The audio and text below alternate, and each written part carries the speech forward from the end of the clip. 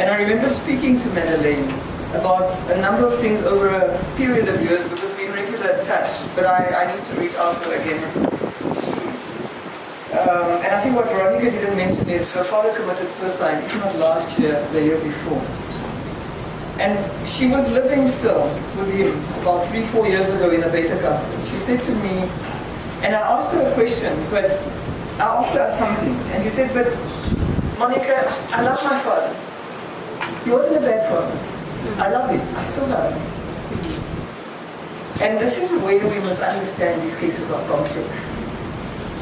We must understand what Veronica was saying about the backlash she got from talking the truth, even from people within the family who had also been abused. We must listen to the stories we heard today and we'll hear later on the videos. There's nothing simple about it. And I agree with Rudolph. I agree with Rudy when he says that, yes, the response system, the criminal justice system, that's correctional facilities, that's the courts, that's the magistrates, the prosecutors, the police officers, that's the criminal justice system, that's the response. Response meaning they come once an act has been committed. Are there flaws in the criminal justice system, in the response? Yes, they are. Do they need to be fixed as a matter of urgency? Yes, they do. But the real work that has to be done is in the prevention work. Because the police responds to something that happens in our homes and they cannot be in our homes. And the damage that is being done is happening young. All of us sitting here, please put up your hand if you're the exemption. Have seen or heard things in our own families, if not experienced them ourselves, that we know wasn't right. All of us know of something that we know should have been reported. So when these men get up on platforms like this and they speak, we know statistically that the amount of gender-based violence cases that are reported are a fraction of the cases committed. We know statistically that of that fraction that's actually reported, the conviction rate is about 11%. 16%. And this is already a small fraction. So what we know for sure is that the majority of people who perpetrate crimes are not arrested, are not caught. What we know for sure, those who are arrested are not convicted.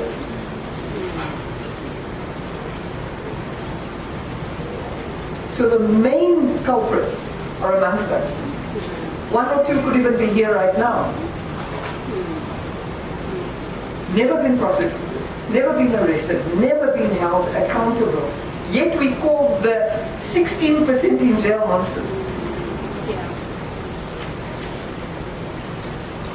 They are no monsters. There's only us. They monsters, we are monsters. It's our fathers, our brothers, our pastors, our uncles, our cousins, our teachers, our police officers, our husbands, our grandfathers. They're not monsters. It's us.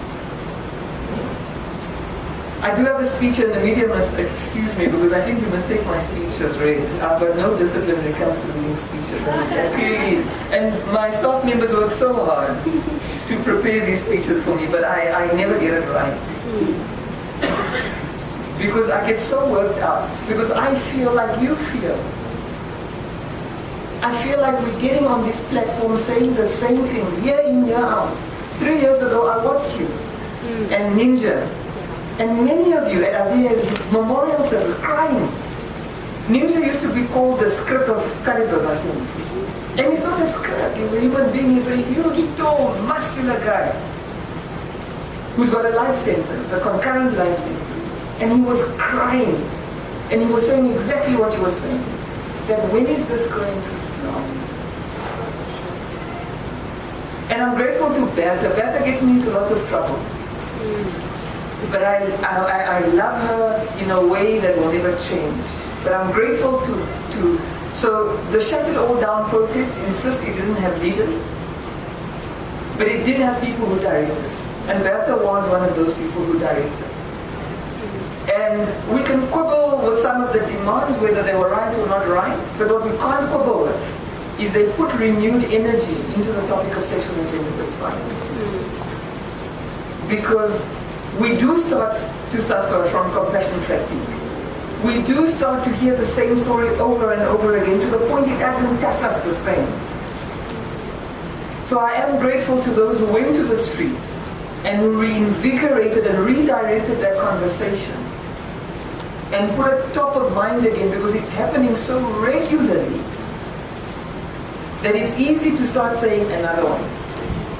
And the names that Bertha was mentioning are the names that make it into the newspapers, because what we also know is that the rapes and the murders, the ones that even appear in the newspapers, are a small number. So if you think of gender-based violence as a pyramid, the murder of women is one of the smaller statistics. The big statistics is at the bottom. Emotional abuse, financial abuse. So men who financially and emotionally abuse their partners are outraged at the rape and murder. That's at the top of the pyramid, but they don't know that what they're doing here at the bottom of the pyramid is what climbs up and goes up top. So when I see, I'm sorry to interrupt myself, I do that when I don't agree, but Frank is looking at me, and I was called a bad mother because of Frank. And my kids called me a bad mother because I was on some board with Frank. And then my kids find out like 3 years later, I sit on a board with Frank Fredericks. And my daughter was really hurt because she read about him in the textbooks. And she could not believe I know Frank Fredericks. So I told her, Michaela, I'm also kind of famous. What's wrong with you? No, but mommy, this is Frank Fredericks. So every time I was going up, Mommy, we're going to meet Frank Fredericks. So I would be offended. Eventually she called me a bad man. So Frank, I still have a grudge against you for getting me called a bad mother. But the idea of being a bad mother is one, none of us want to be called a bad parent, a bad mother, a bad father. But if we're honest, there's been times all of us have been bad parents. Yes. There's been times all of us have said or done something problematic in front of our kids. And kids are irritating, honestly. So sometimes you also just, ay! And there is reason, particularly with girls, where we need to be careful. And that poem of Bertha drove that point home for me. Because there is research, Bertha, that the physical space of adolescent girls shrinks from about the age of 12. Where young girls were interviewed and they say they prefer not to go to the park. They prefer not to go to the gym. They prefer not to walk past a construction site with men at the top. Because they know they're going to be harassed. When my daughter was 12 and she came home and she said, Mommy, the security guard looked at me funny today. I knew what she was talking about. I knew that look. Because I was a tomboy as well, and I used to run around in the streets of Oranjewil without a shirt. And I only used to play with boys, and I used to fight, I was such a tomboy. But then my boobs started to grow, but I was still not wearing a shirt. And it was my father was like, maybe you should start wearing a shirt. And I never understood why he was uncomfortable. But then when I did wear a shirt the one day, one of his friends looked me here, and he said, oh, no, a cocky here. It means, oh, but you're getting big. So what Bertha was calling, you are right now. I don't think there's a single woman who has not gone through something like that as we hit puberty. So our bodies, especially chubbier girls, with bigger breasts, with wider hips, we know that. And we know that our space does get reduced.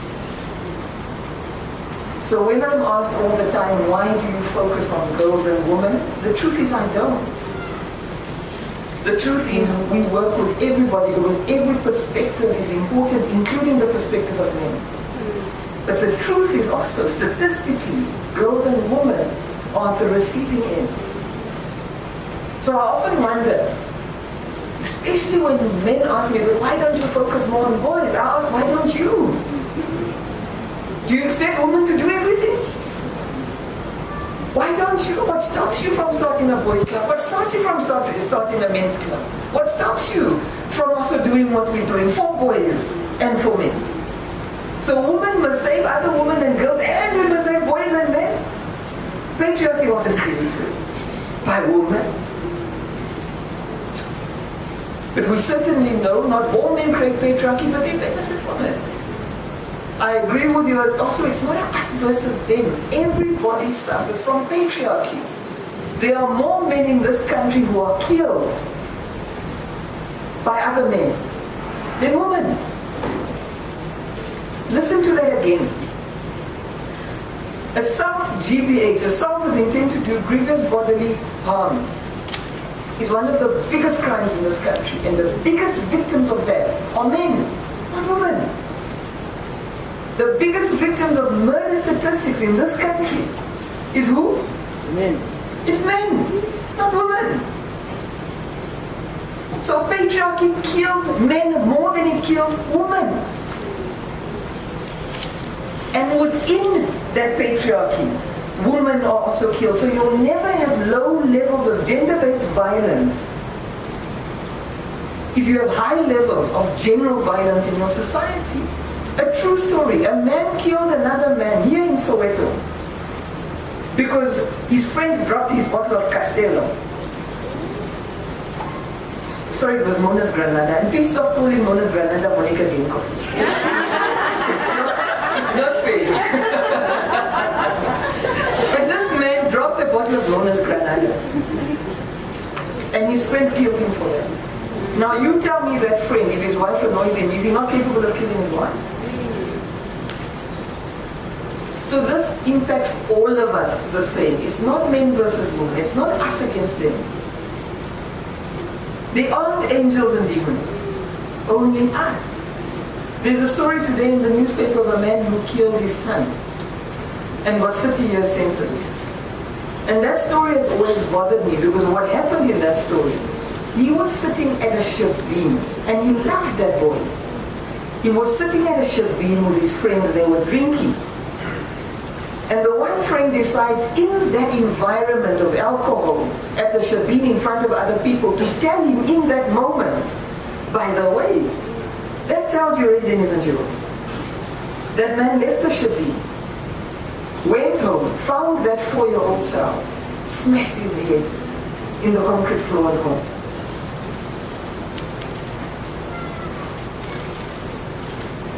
Should he have been arrested? Definitely. Should have been sentenced? Definitely. But we also need to ask ourselves if the manner we deal with information that we have that is sensitive.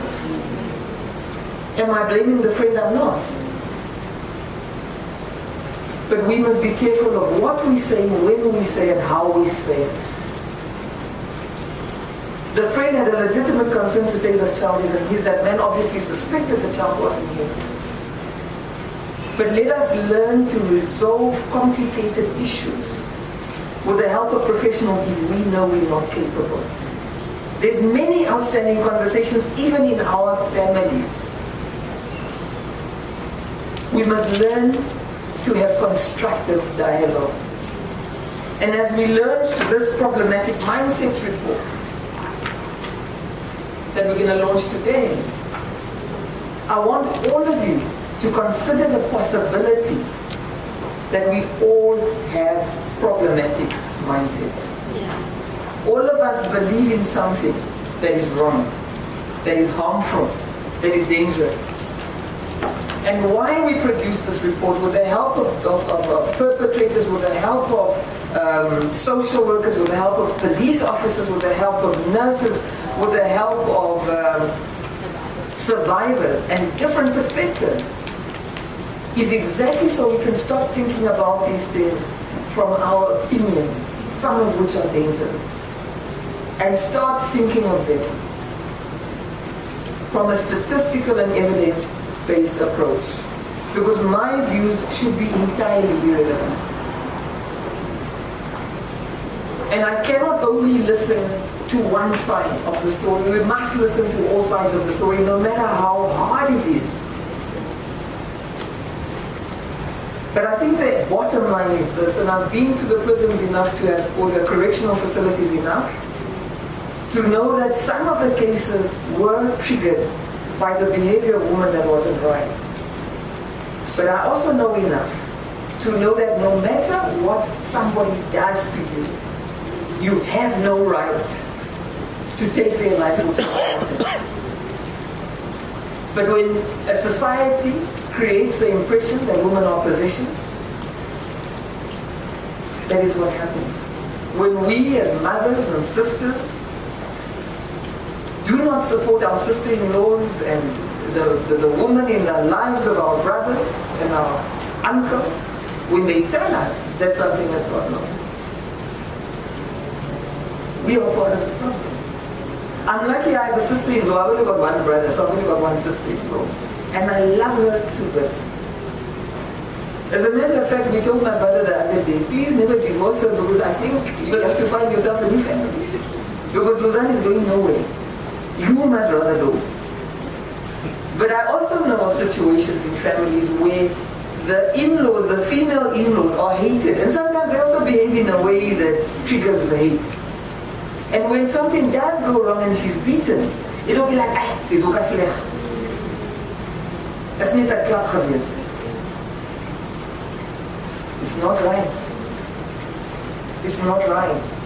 And we need to fix these things in our own hearts. And that's what we're trying to get right here.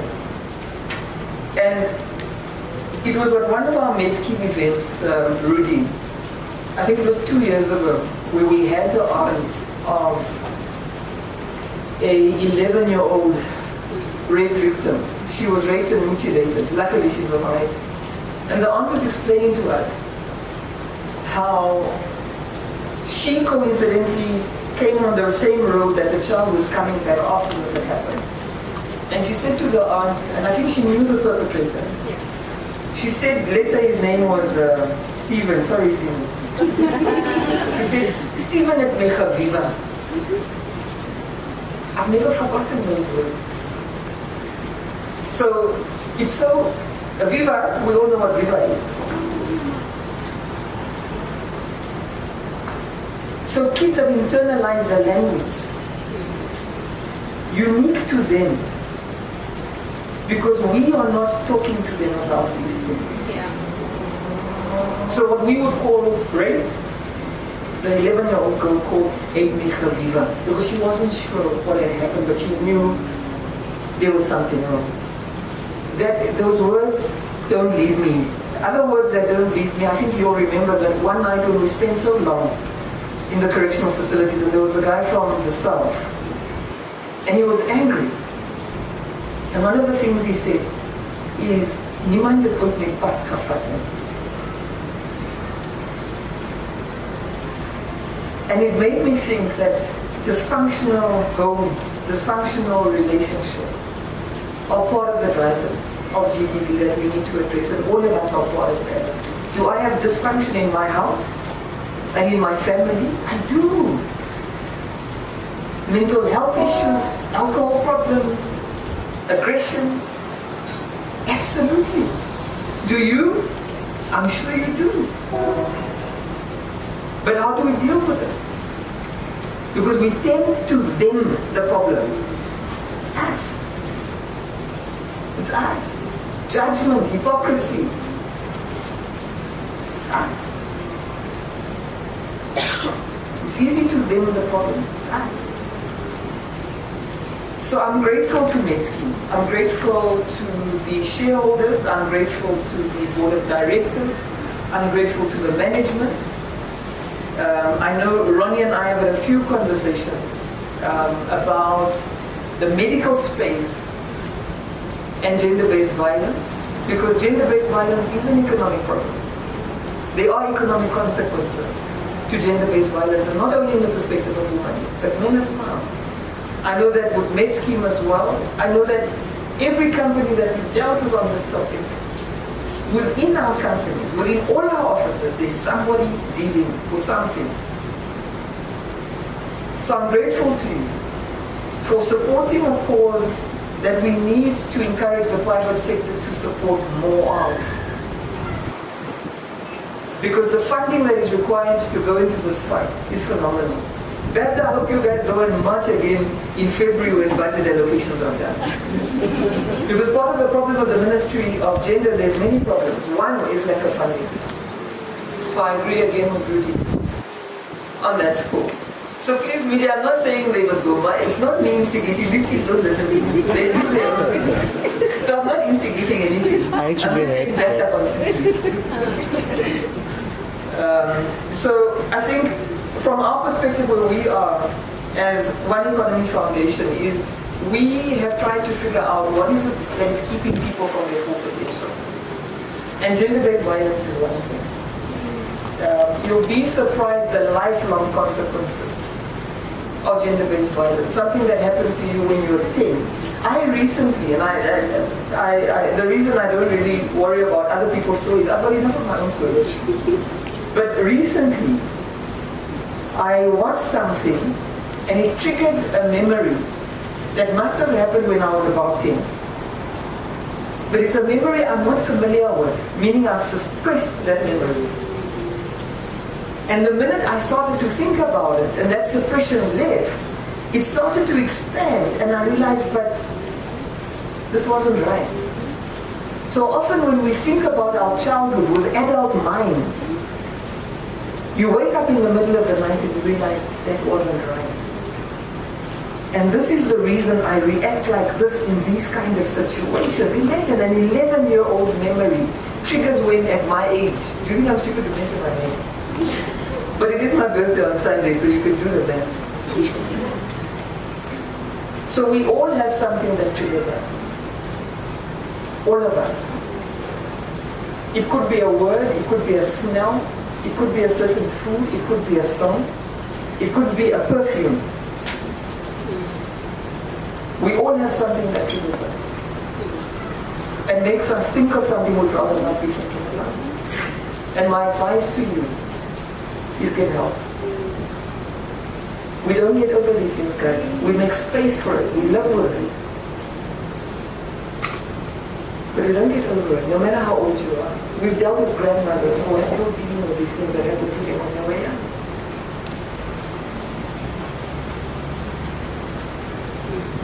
So, thank you, Metzky.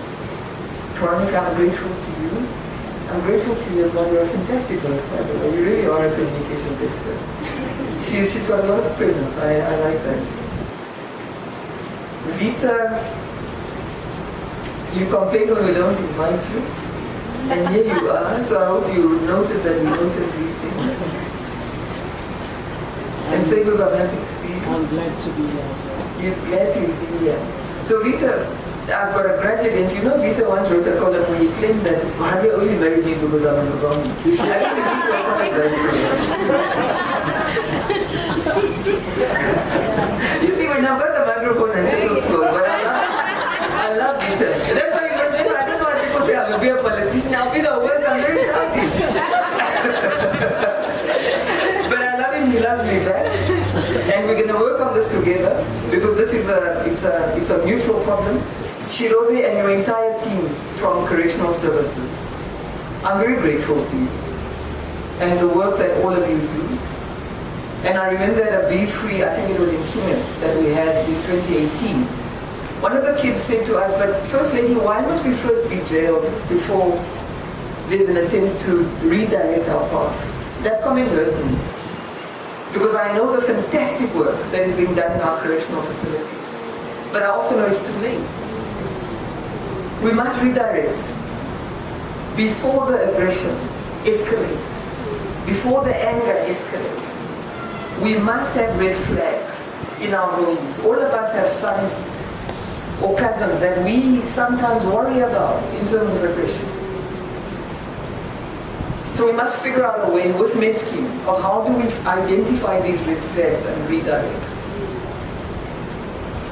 I must thank the UNFPA and all the support that we've gotten and continue to get, because a lot of this research, you'll notice that the videos also has their logos. They've been consistent partners of the One Economy Foundation, and we're grateful for that. I think there's lots of partners that we're grateful for here today, including the media. I must be grateful to the Namibian media that we don't use the word passion killing anymore. But I have an issue. Last week there was a story, I think somebody got sentenced for the rape of an underage child, and one of the journalists said, and it was a female journalist who was talking about, he had sex with a 12-year-old. Nobody has sex with a 12-year-old. That's rape. There's no such thing. Sex is a consensual act. So terminology matters. Words matter. So 95% of the time, Namibian media gets it right, and we must be grateful for that. But 5% of the time, 100% of the time, especially on Facebook. That's why I don't go on Facebook. It's like a zoo for me. Facebook, find an article, a responsible article written, whether it's New Era, Namibian, Confidante, Informante, NBC, it's a responsible article of a rape that happened. Nothing wrong with the article and how it's written. Go check the comments. What was she doing at his place? But why did she eat his money? But this also doesn't sound right. Maybe she's lying. We must stop looking for the perfect victim. There's no perfect victim. The only time I haven't seen that stupidity is when a baby is raped. Because you can't blame a baby. If you can't blame a baby for rape, why would you blame a grown woman? So what if she was drunk? So what if she was high? So what if she was at his house? It doesn't give anybody the right to rape or murder. So I think as a society, we must also evaluate ourselves. The things that we say on social media, the things that we do in private, the things that we do in public, the things that we say to our kids. If I reflect on some of the things I've said to my kids growing up, I think I also had problematic mindsets. And I'm grateful that my kids have not inherited that. Like I swear, for instance, my kids don't swear, thank goodness. So they don't pick everything up from us. But they certainly do pick up something from us. And we must undo the damage that we've done. And go back to them and say, that thing that I said the other day, it's not on. One last story, just about the things that our kids do. My son told me the Wednesday he's bringing a friend over to the house. That time he lived in Olympia. No problem, I never have an issue, because I prefer them to bring friends to us and not the other way around. So his friend comes the Friday, and it's this little Afrikaans boy, Karel. Now I'm looking at Karel, and I'm thinking, but now what's going on here? So I said to him, no, but why didn't you tell me? So now my son says, tell you what, I told you on Wednesday I've got a friend coming. But my son was calling me out because he realized he meant, why didn't you tell me Karel is white? So our kids aren't stupid. Our kids can read in between the lines. And I didn't have an issue, I was just surprised. I really didn't have an issue. Karel's a great guy, they're still friends till today. He's my kid now also. But our kids know what we mean. Our kids know our blind spots. There's nothing worse than being criticized by your child because normally it's true. Then we chase them, going, go away, you've got no manners. But in your heart, you know, I'm only angry because it's true. If there's somebody who knows our hypocrisy, it's our children. And they see our hypocrisy because they know the things we say outside and the things we do at home are not the same thing. So let us align our public and our private actions. And unlike these men who come here in green uniforms and we know what they've done, nobody knows what you guys have done. Nobody knows your secrets. And we've all got secrets. So let us stop being so judgmental. Let us stop with the hypocrisy. Let us hold hands and let's fix the issues that are wrong in our society, because at the end of the day, we all know it. Survivors as well. Some people prefer the word victim, some people prefer the word survivors. I don't tell people how to feel. So whichever term you relate to, we thank you, because we also know how long this journey is. I apologize if we've triggered anybody, because after an event like this, there are always triggers. And what I do encourage, if you have been triggered, we do have a very good psychosocial team. We do pro bono referrals to psychologists. So if there is something that you'd like us to help you work through, please let Veronica know. I tend not to know the details of what Veronica deals with, because she's got confidentiality issues that she has to comply with. But I do know that the work that Veronica and Perfimbo do, Perfimbo is our new social worker in our office as well. But I know that the work that you guys do is hard. So I think not only the two of you, but I think all social workers, all psychologists, we don't appreciate you guys enough, because they carry our stories with us. I know there was a case that I read through the detail, and the child said it was a rape case. And the child made a comment. The child must have been 6. It felt like he was peeing. I read that report about 20 years ago, but that description doesn't leave me. Because if a child of 6 is saying it felt like he was peeing, we know that what she meant is that man ejaculated in her. And I'm sorry to be graphic, but these things are graphic. Yeah. And these are the things that Veronica then deal with and go home with. Not only them, all social workers, all psychologists. So I'm grateful for the work we do, and we do need to put more funding into the work that you do. So thank you very much, and I think we're going to launch this. I hope you do go through it. It's got some very good insights. It's definitely changed my perception. What are the things that we're seeing in common of people who are ending up in correctional facilities? And there are some commonalities, and I want you to read the reports to see what they are. And you mentioned it, anger. Men don't have safe spaces to talk about their feelings. There's a number of things. Sorry? Toxic masculinity. And sometimes even us as mothers, if our sons come home crying, you're a man, stop crying. So toxic masculinity is often misinterpreted to only apply that only men have it, or only men are patriarchal. We all are. If I tell my child to stop crying because he's a boy, or I tell my daughter to go wash dishes because she's a girl, I'm participating. So all of that is in here.